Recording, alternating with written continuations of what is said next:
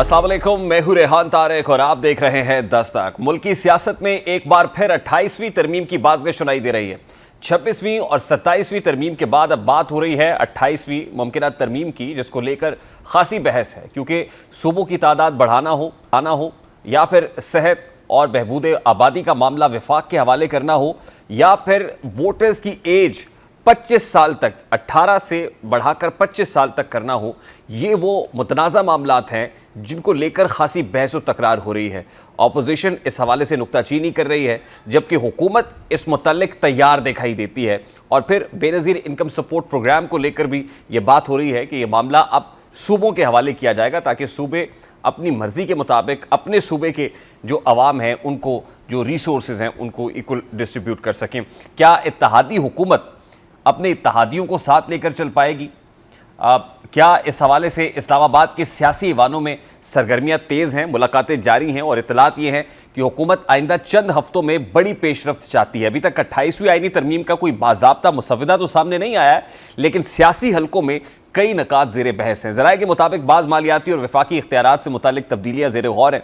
कुछ हलकों में 18वीं तरमीम के बाज़ पहलुओं पर नज़र-ए-सानी की बात भी हो रही है, जबकि एक नई बहस वोटिंग और वोटर्स की उम्र जो है 18 से बढ़ाकर 25 साल करने की तजवीज़ पर भी शुरू हुई है। और यही वजह है कि अपोजिशन और बाज़ इत्तेहादी जमातें मोहतात नजर आ रही हैं। अगर पाकिस्तान में कोई भी आईनी तरमीम करनी हो तो हुकूमत को 2 तिहाई अक्सरियत तो चाहिए, और इस वक्त पाकिस्तान पीपल्स पार्टी की हिमायत इंतहाई अहम है। चेयरमैन बिलावल भुट्टो ने वाज़ेह तौर पर कहा है कि पीपल्स पार्टी की हिमायत के बगैर ना आईनी तरमीम हो सकती है, ना बजट मंजूर हो सकता है। और ज़राए के मुताबिक पीपल्स पार्टी को बाज़ शकों पर तहफ़्फ़ुज़ात भी हैं और पार्टी की आदत मुसलसल मुशावरत कर रही है।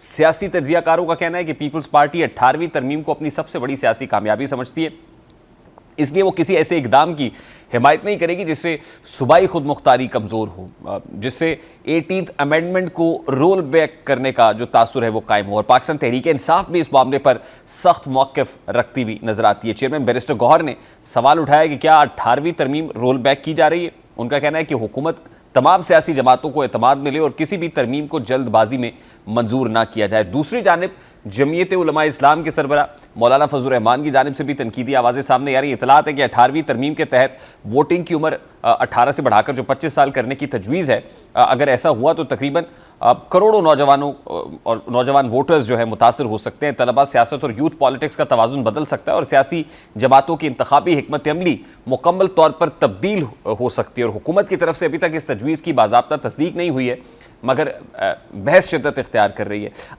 असल सवाल सिर्फ आईनी तरमीम नहीं, असल सवाल यह है कि क्या हुकूमत अपने इत्तेहादियों को मुत्तहिद रख पाएगी इस पर्टिकुलर मैटर के ऊपर। क्या अपोजिशन इस मामले पर मुश्तरका मौक़िफ़ अपनाएगी और क्या ये तरमीम वाकई निज़ाम के अंदर इस्लाह में कलीदी किरदार अदा करेगी या महज सियासी ताकत का मुजाहरा है। वफाकी वज़ीर कानून आज़म नज़ीर तारड़ ने भी कहा है कि मखलूत हुकूमत में मुशावरत के बगैर आईनी तरमीम मुमकिन नहीं है। यानी सियासी दर्जा हरारत तो बढ़ रहा है, मगर हतमी तस्वीर अभी वाज़ेह नहीं है।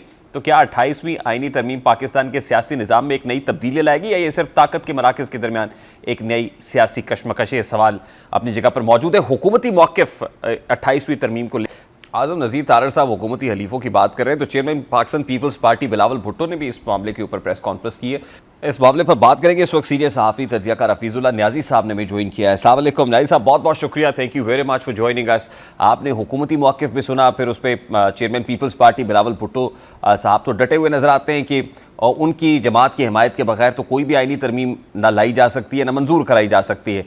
तो 28वीं आईनी तरमीम के जो खदोखाल अभी नज़र आ रहे हैं, जिसमें वोटर की पर्टिकुलरली 18 साल से उम्र बढ़ा के 25 साल करने की तजवीज़ है, फिर सूबों की तादाद बढ़ाने का मामला है, फिर बेनज़ीर इनकम सपोर्ट प्रोग्राम का मामला है, फिर सेहत और फलाह बहबूद के हवाले से जो बहबूद आबादी का जो सब्जेक्ट है वो भी जो है वो वफाक के हवाले करने की बात है। तो हफीज़ुल्लाह साहब, आप क्या देखते हैं at this point in time? क्या जो ज़ाहिर लीडिंग है, गवर्नमेंट को लीड कर रही है इस वक्त पाकिस्तान मुस्लिम लीग नून, उसको कोई इनसिक्योरिटी है वो इस तरमीम के पीछे आपको अदम तहफ़्फ़ुज़ नज़र आता है? मैं आपका पूरा सवाल तो नहीं सुन सका हूँ, लेकिन मेरा ख्याल है कि यही आप पूछना चाहते हैं। अदम तहफ़्फ़ुज़ या अदम तहफ़्फ़ुज़ है जी, इनसिक्योरिटी है ये कि 26 आईनी तरमीम क्या थी, 27वीं आईनी तरमीम क्या थी। मेरा ख्याल है कि चौथी आईनी तरमीम, 5वीं आईनी तरमीम, 6ठी आईनी तरमीम, 7वीं आईनी तरमीम, ये भुट्टो साहब के वक्त में मेरे ख्याल में 7 हुई थी। उसके बाद मार्शल दौर में हुई ज़ियाउल हक साहब के वक्त में, ये शायद 8वीं थी। और उसके बाद आप जितनी करते आते जाएं, इसमें सिवाय हुक्मरानों के इनसिक्योरिटी, अदम तहफ़्फ़ुज़, आप देखें क्या कहते हैं जी कि जरदारी साहब को इस्तिस्ना चाहिए था हयात। कौन मांगता है इस्तिस्ना? जिसको जो इनसिक्योर फील करे। कौन चाहता है कि ये अदालतें मेरे कब्जे में हो? जो इनसिक्योर फील करे। अब देखें, ये अल्लाह का एक निज़ाम है। आज तक पाकिस्तान के अंदर हमने एक ही चीज़ देखी है, कानून नवाज शरीफ ने बनाए थे बेनज़ीर के ऊपर नाफिज करने के लिए 96-97 के अंदर। मैं अभी ज़्यादा दूर नहीं जाता हूँ, नाफिज नवाज शरीफ साहब पे आके हुए और उन मुशर्रफ साहब के दौर में भुगतते रहे। कानून कोई बनाता है, नाफिज किसी पे होते हैं। बाद में सारे कवानीन उन्हीं मुशर्रफ साहब को इन्हीं तरामीम की वजह से और इसी का आइन के खिलवाड़ की वजह से सुप्रीम कोर्ट का डिसीजन था कि इनके ऊपर गद्दारी का मुकदमा चलाया जाए। देखिए, ये पाकिस्तान के अंदर मुझे यकीन जानो कि इन किसी को इस मुल्क के ऊपर तरस नहीं आता। हर आदमी एक जो एक शख्स, एक जात जो होती है, उसके गिर्द आइन और पाकिस्तान जो है वो घूम रहा है। नवाज शरीफ साहब ये कहते हैं कि जी पहले मैं ठीक हो जाऊँ, पहले मैं सिक्योर हो जाऊंगा, फिर पाकिस्तान को मैं ठीक कर लूंगा। इमरान खान साहब कहते हैं पहले मैं सिक्योर हो जाऊंगा, फिर पाकिस्तान को ठीक कर लूंगा। और आजकल के जो लोग हैं वो यही कहते हैं कि पहले हम अपने आप को मजबूत कर ले, फिर हम पाकिस्तान को ठीक करेंगे। ये मुल्क जो है 75 साल से तजर्बागाह बना हुआ है। इनको अंदाजा ही नहीं है कि 73 का कॉन्स्टिट्यूशन किस नामसाइद हालात में और किस मेहनत शाका के बाद बनाया गया था, किस तरीके से कॉन्सेंसस लिया गया था। भुट्टो साहब के बाद 2/3 मेजॉरिटी थी नेशनल असेंबली में भी और सेनेट में भी। इसके बावजूद एक एक वोट के लिए पूरी, मेरा ख्याल है कि जो कौम खर्च हो गई थी, सारी कौम मुतहरिक थी और ये आइन जो है तश्कील पाया गया। और आज तक फख्र करते हैं कि एक कॉन्सेंसस डॉक्यूमेंट के तौर पर यह आइन हमारे सामने आया कि इधर से आइन नाफिज हुआ, केपी की तरफ से उसको अडॉप्ट किया गया। मुबारक सलामत उर्दू ज़बान को केपी ने, मैंने कहा कि हमारी यहाँ सूबे की कौमी ज़बान होगी। बलोचिस्तान असेंबली ने बिल पास किया, हमारे सूबे की कौमी ज़बान ये उर्दू होगी। सिंध ने कहा कि उर्दू और सिंधी जो है हमारी सूबे की ज़बान होगी। तो आज आप कॉन्सेंसस देख लें, जाके करा लें। देखो, यहाँ के इस्लामाबाद में बैठ के और ताकत के साथ, या ये जो क्या होता है, हम मुतलक अनानियत की जहनियत के साथ आप कुछ भी कर सकते हैं।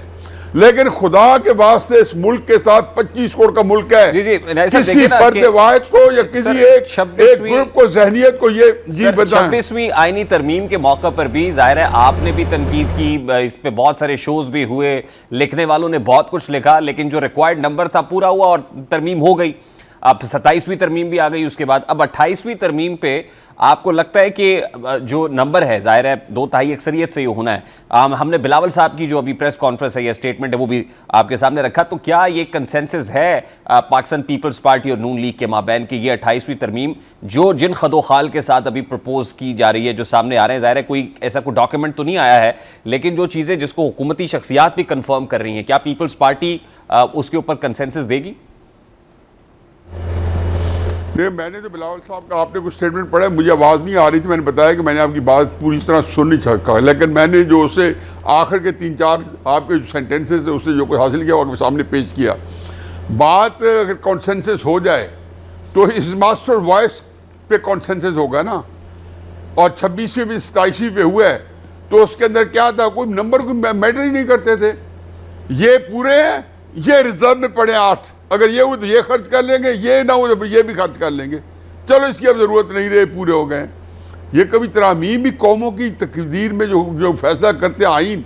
देखें जी, ये मुल्क जो था, मेरी 2 बातें ज़रूर से सुन लें। ये मुल्क जो था, इसके अंदर जिसमें मैंने आँख खोली, मैं बड़ा हुआ, उसके अंदर नज़रियाती जंग थी। हम ये कहते थे कि कायद मैंने मुल्क इसलिए बनाया कि यहाँ पे और ऑब्जेक्टिव रेजोल्यूशन थी कि नज़रियाती मुल्क मुमलिकत बनेगा। यकीन जानो कि 90s में मैं पहुंचा तो हमने कहा जी खुदा के वास्ते नजरियाती जंग का तो अब तस्वर ही छोड़े, मुल्क को आईनी मुल्क मुमलिकत ही रहने दे। आज हमने आइन के साथ सिवाय इसके कि फर्द ज़ियाउल हक साहब का आइन में नाम लिखा हुआ है, उसके मुताबिक आइन तरतीब दिया गया है। मुशर्रफ साहब का आइन के अंदर नाम लिखा गया और उसके मुताबिक आइन तरमीम दिया गया।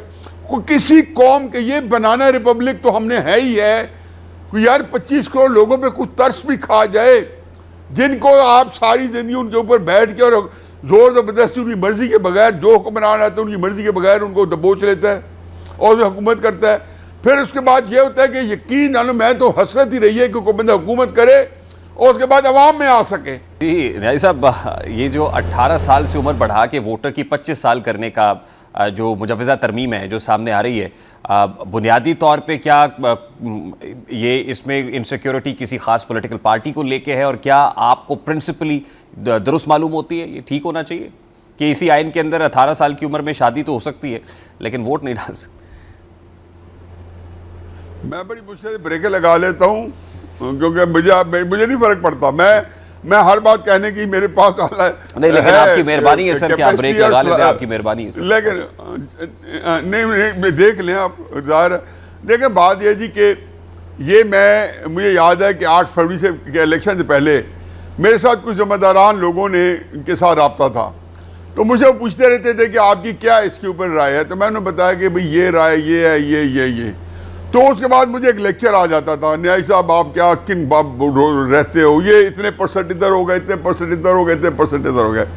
ये जो हमने परसेंटेज पे खेल रहे हैं कि जी सर्वे कराया जी, अभी सर्वे कराया जी, क्या सर्वे कराया कि 18 साल से 25 साल की उम्र के जो वोटर्स हैं, फर्स्ट के मुझे तो नहीं पता, लेकिन मैं तस्वुराती तौर पर, चश्मे तस्वर में हाइपोथेटिकली कह रहा हूँ, मफरूज़े के तौर पे कि सर जी जो 40% हो गया, अच्छा इनको तो निकालो, इनके अंदर जी 90% वोट्स जो हैं वो उसके हैं, क्या कहना चाहिए कि तहरीक इंसाफ के हैं, चलो इसको निकाल दो।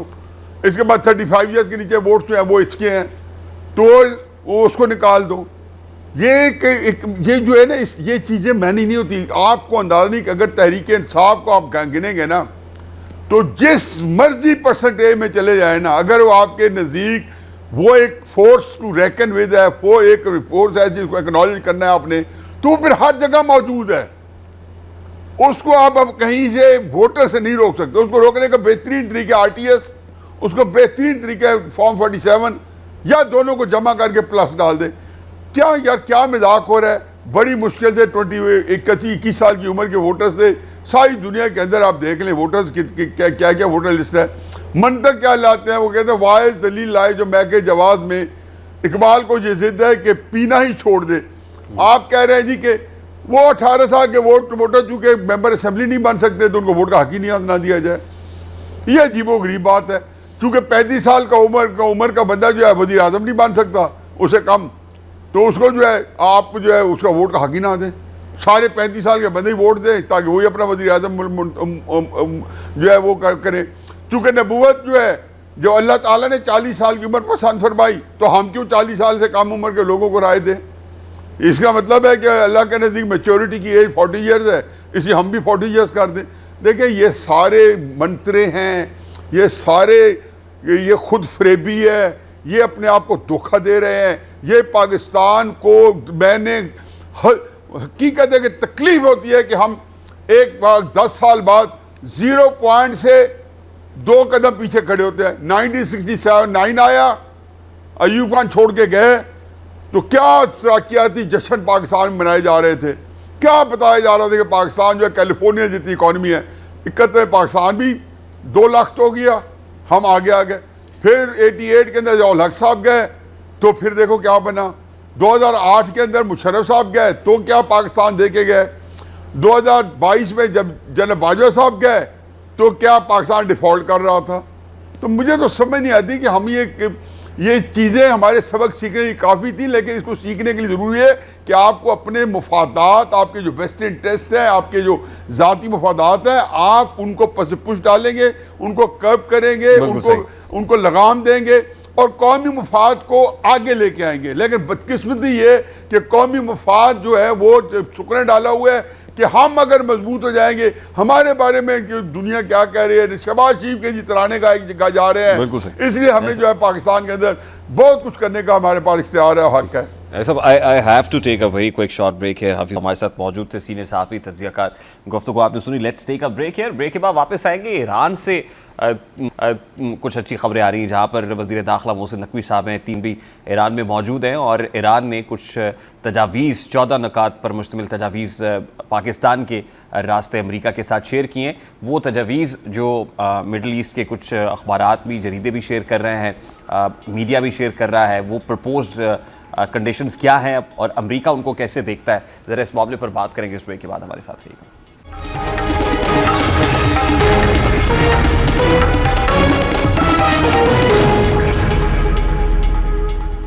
Welcome back. ईरान अमेरिका तनाज़े के खात्मे के लिए पाकिस्तान ने सालिसी की कोशिशें तेज़ कर दी हैं, और इसी कोशिशों का नतीजा है कि वज़ीर दाखिला मोहसिन नकवी ईरान में मौजूद हैं। तीसरा रोज़ है और रिपोर्टेडली ईरानी क़यादत से मुलाकात भी हुई है। और सवाल ये कि क्या ख़ित्ता जंग की तरफ बढ़ रहा है या मुज़ाकरात आखिरी मौका है। ईरान और अमेरिका के दरमियान तनाव अब नया नहीं है, लेकिन हालिया महीनों में हालात गैर मामूली हद तक कशीदा हुए। मुतादिद रिपोर्ट्स के मुताबिक अमेरिका और इसराइल ने ईरान पर दबाव बढ़ाने के लिए अस्करी और सफारती दोनों रास्ते इख्तियार किए, जबकि इसराइल ईरान की जौहरी प्रोग्राम और ख़ित्ते में इसके असर व रसूख को अपने लिए बड़ा ख़तरा करार देता रहा। और हालिया अमरीकी बयानात में भी सख्त मौक़िफ़ सामने आया। लेकिन अभी अपडेट्स ये हैं कि पाकिस्तान की वसातत से ईरान ने एक मुसवदा अमेरिका के साथ शेयर किया है, 14 नुकात पर मुश्तमिल है, और इन शराइत में जो रिपोर्टेडली शामिल हैं उसमें ईरान पर आयद पाबंदियों का खात्मा भी है, ख़ित्ते में जंग और हमलों का खात्मा है, बैरून मुल्क जो एसेट्स हैं, जो फ्रीज्ड एसेट्स हैं, उनकी वापसी है, जंगी नुकसानात का मुआवजा, आबना हुर्मज़ पर ईरान के हक़ ख़ुद मुख्तारी का एतराफ़। ईरान का मौक़िफ़ है कि एतमाद साजी के बगैर नई बातचीत मुमकिन नहीं है। दूसरी तरफ अमरीकी शराइत भी सख्त बताई जा रही हैं, और रिपोर्ट्स के मुताबिक वाशिंगटन ईरान के जौहरी प्रोग्राम पर बड़ी पाबंदियाँ, यूरेनियम की मुंतकली, महदूद जौहरी सरगर्मियों और इलाकाई पॉलिसीज़ में तब्दीली चाहता है। अमरीका मुबैना तौर पर जंगी मुआवजा देने या फौरी पाबंदियाँ ख़त्म करने पर आमादा नहीं है। यानी दोनों ममालिक अपनी अपनी सुर्ख लकीरें खींच चुके हैं। और रिपोर्ट तो ये भी हो रहा है कि जो ईरान ने 14 नुकात शेयर किए हैं उसमें जो जौहरी प्रोग्राम है उसकी मअतली के हवाले से और अफसूदा शुदा जो यूरेनियम है उसकी हवालगी से मुताल्लिक भी आमादगी का इजहार किया गया है। इसमें किस हद तक सदाकत मौजूद है, अब ये तो कहना कबल अज़ वक्त होगा। अभी ऐसा कोई मुसवदा पब्लिक नहीं हुआ, लेकिन जो मिडल ईस्ट के जो ख़ास तौर पे मीडिया आउटलेट्स हैं जो इस तरह की बात कर रहे हैं, जिसमें ईरान की तरफ से कुछ फ्लेक्सिबिलिटी नज़र आती है, दूसरी तरफ अमरीकी मौक़िफ़ जो शेयर किया जा रहा है उसमें भी खासी सख्ती है। इस वक्त डॉक्टर इरफान अली फ़ानी हमारे साथ मौजूद है, इंटरनेशनल रिलेशंस एक्सपर्ट है। अस्सलाम वालेकुम डॉक्टर फ़ानी, बहुत बहुत शुक्रिया, thank you very much for joining अस। अभी रिपोर्टेडली जो 14 नुकात पर मुश्तमिल एक कहा यह जा रहा है कि ईरान ने पाकिस्तान की वसातत से पाकिस्तान के हवाले किया है कि अमेरिका के साथ शेयर करें, उसमें यूरेनियम जो अफजुदा शुदा यूरेनियम है, इनरिच्ड यूरेनियम है, उसकी हवालगी, रशिया को हवालगी से मुतालिक और फिर जौहरी प्रोग्राम की मअतली के हवाले से भी कहीं फ्लेक्सिबिलिटी नज़र आती है।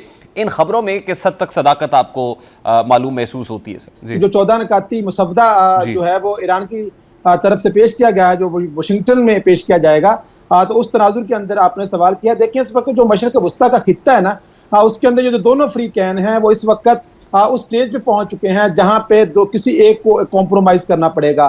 देखें ईरान जो है उसके पास सबसे पहले स्टेट ऑफ हरमुज़ का कंट्रोल के हवाले से ईरान बात करता है कि इसका कंट्रोल जो है वो इसके पास होना चाहिए। अच्छा, उसके साथ फिर वो न्यूक्लियर इनरिचमेंट के हवाले से भी वो बात करता है कि वो 15 से 20 साल तक जो है वो अपने एटॉमिक बॉम्ब को बनाने से वो रोक सकता है, उसको सिविल यूजेज के लिए जो है वो इस्तेमाल करेगा। और तीसरे नंबर पे आप देखते हैं कि उसका जो एक्सेस ऑफ रेजिस्टेंस है उस हवाले से भी ईरान की कुछ रिजर्वेशंस हैं। लेकिन दूसरी तरफ जो अमेरिका है वो ईरान को कोई ऐसा कॉम्प्रोमाइज़ या ऐसी रिलैक्सेशन देने पे हमें तैयार नज़र नहीं आता है।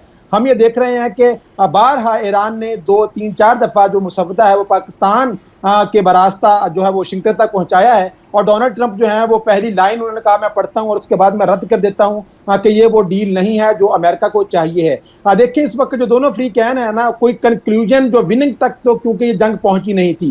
एक तरफ ईरान है वो भी ये क्लेम करता है कि अच्छा ये जंग उसकी विक्ट्री है, दूसरी तरफ आप देखते हैं कि वाशिंगटन ये कहता है कि ये उसकी विक्ट्री है। विद इन द अमेरिका भी आपको दो स्कूल ऑफ थॉट नजर आ रहे हैं। सेंटर ऑफ द लेफ्ट जो है वो आपको अमेरिका की हार बताता हुआ नजर आता है, और सेंटर ऑफ द राइट जो है वो आपको अमेरिका की जीत बता रहा है। तो इस वक्त जो अमेरिका है वो इटसेल्फ बहुत ज्यादा प्रेशर के अंदर है, डोनाल्ड ट्रंप भी, कि कोई कंक्लूजन जो विनिंग है ना इसके अंदर हमें चाहिए। और उधर से इजराइल और यूएई भी ये नहीं चाहते हैं कि जंग यहीं पे मुस्तकिल तौर पर बंद हो जाए और इसको रिज्यूम करना चाह रहे हैं। तो मेरा ये ख्याल है कि दोनों फ्रीकैन अब जो दूसरा फेज है जंग का, जो दूसरा मरहला है या जो दूसरा राउंड है, उसके मुंतजिर हैं कि किसी भी तरफ से अगर एस्केलेशन की जाती है तो उसके जवाब के अंदर जो जंग जिस तरफ भी ये खित्ता जाएगा, क्योंकि ईरान के पास बहुत ज़्यादा खोने को लिए सच है नहीं, अगरचे जितने भी दाव ईरान के हवाले से अभी तक खेले गए हैं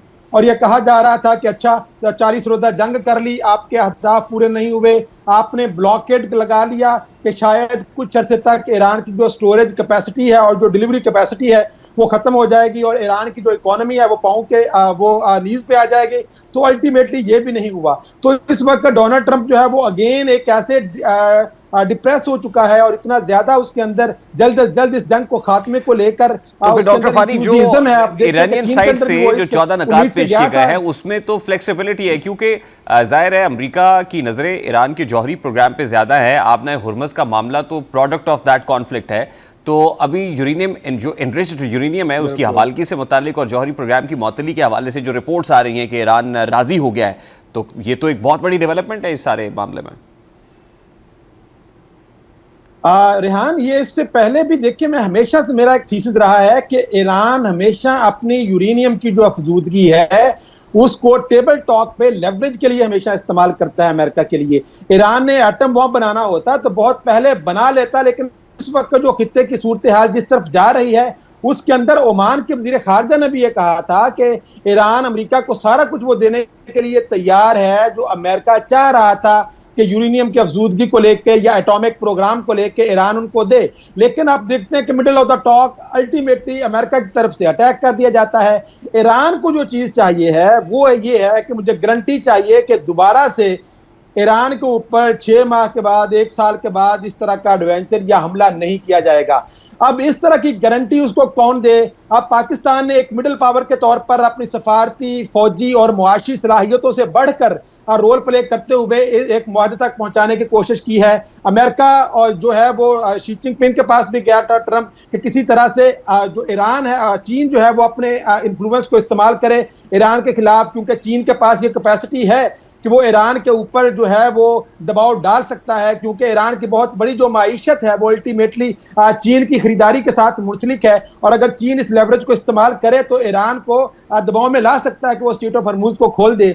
लेकिन चीन भी ये सोच के चुप कर बैठा है कि अगर वो एक सालसी करवा देता है और गारंटी दे देता है ईरान को कि दोबारा हमला नहीं करेगा और 6 माह के बाद डोनाल्ड ट्रंप दोबारा से हमला कर देता है, तो चीन की जो क्रेडिबिलिटी है एक सालिस के तौर पर उसको एक बहुत बड़ा झटका लगेगा।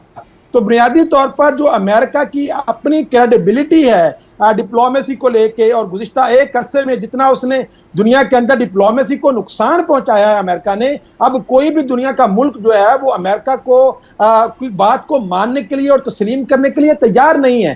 कोई भी बड़ी ताकत जो है वो ये सोच कर पीछे हट जाती है कि अगर मैं एक सालिस का किरदार अदा करता हूं तो नेतन्याहू की गारंटी कौन देगा और डोनाल्ड ट्रंप की गारंटी कौन देगा। अब ये वो सबसे बड़ा फैक्टर है जिसकी वजह से कोई बड़ी ताकत या दीगर जो मामला बिल्कुल सही। Doctor Fani, I have to take a break here. Doctor Fani Fani हमारे साथ मौजूद हैं, इंटरनेशनल रिलेशंस एक्सपर्ट। इंपॉर्टेंट बात, अमेरिका का या इजराइल का गारंटर कौन होगा और इस सारे मामले के अंदर इजराइल स्पॉइलर का रोल तो प्ले कर रहा है। अब ये जो ब्रेक थ्रू हुआ है कि अल्टीमेटली कंक्लूसिव हो पाएगा या नहीं, ये सवाल अपनी जगह पर मौजूद है। ब्रेक लेते हैं, ब्रेक के बाद वापस आते हैं।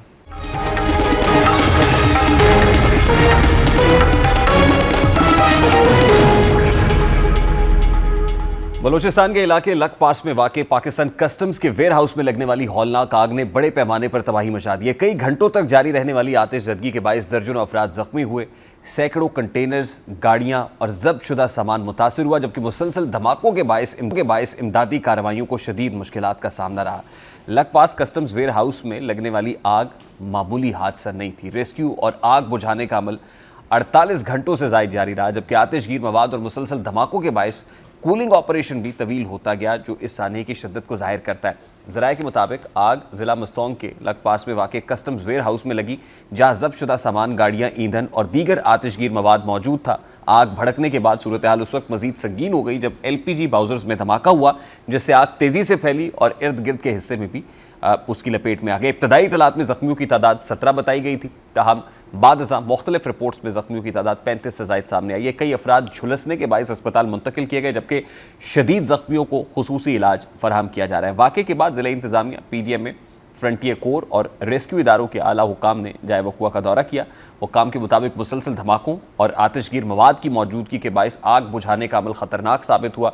बाज़ औक़ात मज़ीद धमाकों के खदशे की वजह से फायर फाइटर्स को पीछे हटना पड़ा। इस हादसे के बाद कई अहम सवालात भी सामने आ रहे हैं। अगर वेयर हाउस में आतिशगीर मवाद मौजूद था तो हिफाजती इंतजामात क्या थे? ख़तरनाक सामान के ज़ख़ीरे के लिए जो SOPs हैं उस पर अमल हुआ या नहीं हुआ? और सबसे अहम, क्या इतने हसास मकाम पर एमरजेंसी रिस्पॉन्स सिस्टम मौसर था? इतलात है कि इस आतिशज़दगी के नतीजे में अरबों रुपए मालियत के नुकसान का खदशा है। अरबों रुपए मालियत की गाड़ियाँ इसमें खाकिस्तर हुई हैं, जबकि कई गाड़ियों और जब्तशुदा सामान को मुकम्मल तौर पर जलकर जो है वो राख हुआ है। ताहम हतमी नुकसान का तयन तहकीकात मुकम्मल होने के बाद किया जाएगा। और ये वाक़या सिर्फ एक आग लगने का हादसा नहीं, बल्कि रियासती निगरानी, कस्टम्स मैनेजमेंट और हिफाजती निज़ाम के हवाले से एक बड़ा सवालिया निशान बन चुका है। अब देखना ये होगा कि तहकीकात इस हादसे की असल वजह तक पहुँचती हैं या नहीं, और ज़िम्मेदारों के खिलाफ क्या कार्रवाई अमल में आती है। एक ब्रेक लेते हैं, ब्रेक के बाद वापस आते हैं।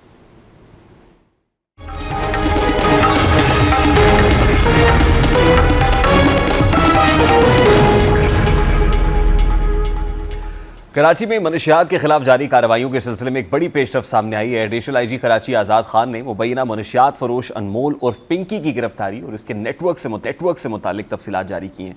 पुलिस के मुताबिक इब्तदाई तफ्तीश में ये बात सामने आई है कि गिरफ्तार मुलजिमा शहर के मुख्तलिफ थानों में दर्ज करीबन 20 मुकदमात में पहले से मतलूब थी। इन मुकदमात में मनशियात फरोशी, गैर कानूनी तरसील और दीगर संगीन नौयत के इल्ज़ामात शामिल हैं। हुक्काम ने बताया कि गिरफ्तारी के बाद मुलजिमा को इब्तदाई तौर पर जुडिशल मजिस्ट्रेट के सामने पेश किया गया। एडिशनल IG कराची आज़ाद खान के मुताबिक मुलजिमा के मोबाइल फ़ोन से 835 राब्ता नंबर्स बरामद हुए हैं, जिनमें करीबन 300 नंबर्स ऐसे थे जिन्हें फ़ाल सारिफीन के तौर पर शनाख्त किया गया। पुलिस के मुताबिक इन नंबर्स के जरिए मनशियात की खरीदो फरोख्त का सिलसिला जारी था। इसके अलावा 15 बड़े और 38 मुस्तकिल गाहकों की भी निशानदेही की गई है, जो मुबैना तौर पर हर माह बाकायदगी से मनशियात खरीदते थे। तहकीकात के दौरान ये बात भी सामने आई कि इस नेटवर्क में ऑनलाइन डिलीवरी सर्विसेज से मुंसलिक अफराद का किरदार भी शामिल था और मोबाइल फ़ोन डेटा की मदद से वो ज़ाहिर 9 बाइक राइडर्स हैं जिनकी शनाख्त की गई है। अनमोल उर्फ पिंकी के इंकशाफात के बाद कराची, रावलपिंडी और दीगर शहरों में कानून नाफिज करने वाले इदारों ने मुल्क गिर क्रैकडाउन शुरू करके 20 से ज़ायद अफराद को गिरफ्तार कर लिया। और गिरफ्तार होने वालों में अफ्रीकी बाशिंदे भी शामिल हैं जो इस बैनुल-अक़वामी मनशियात नेटवर्क का हिस्सा थे। पुलिस हुक्काम ने कहा है कि इस नेटवर्क में शामिल दीगर अफराद की गिरफ्तारी के लिए कार्रवाइयाँ जारी और मुख्तलिफ मकामात पर छापे मारे जा रहे हैं।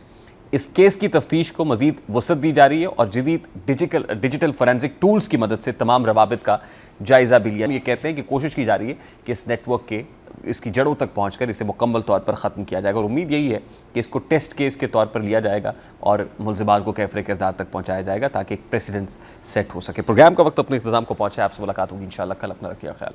अल्लाह हाफ़िज़।